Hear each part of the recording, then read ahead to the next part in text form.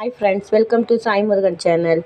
నా స్టైల్లో చపాతీ పూరికి అన్నానికి కూడా వైట్ రైస్ తోటి కలిపి తినడానికి టేస్టీ అయిన పెసరపప్పు సొరకాయ ఎలా చేయాలని చూపిస్తాను రండి.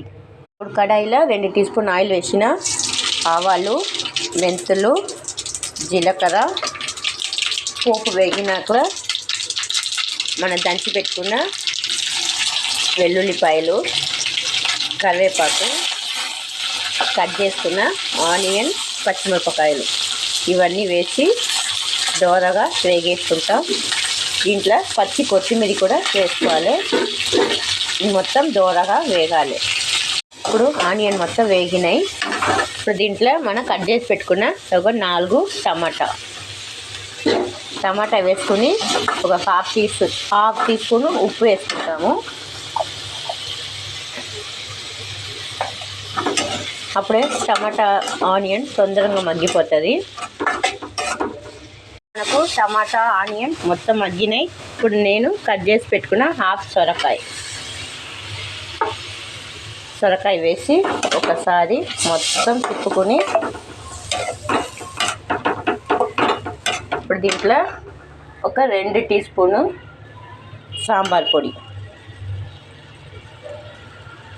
వేసి ఒకసారి కలిపి ఒక గ్లాస్ వాటర్ పోసి ప్లేట్ వేసేస్తే కొంచెం ఉడికిపోతుంది.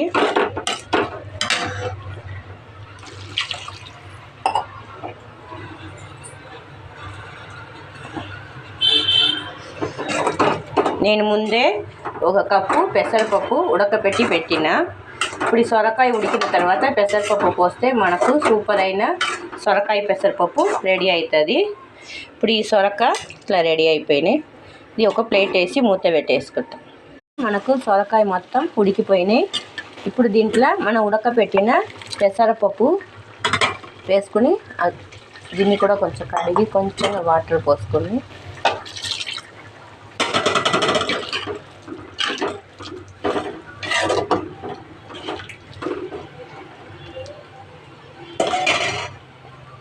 ఇప్పుడు పైన కొంచెంగా కొత్తిమీర ఆకు చల్లేసి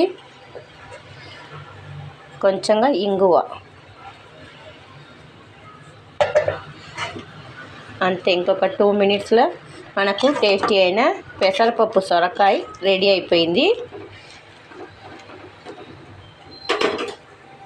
ఇదిగో మనకు రెడీ అయినాయి టేస్టీ అయిన పెసరపప్పు సొరకాయ.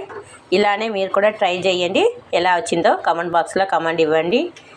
నెక్స్ట్ ఒక వీడియోలో చూద్దాం. బాయ్.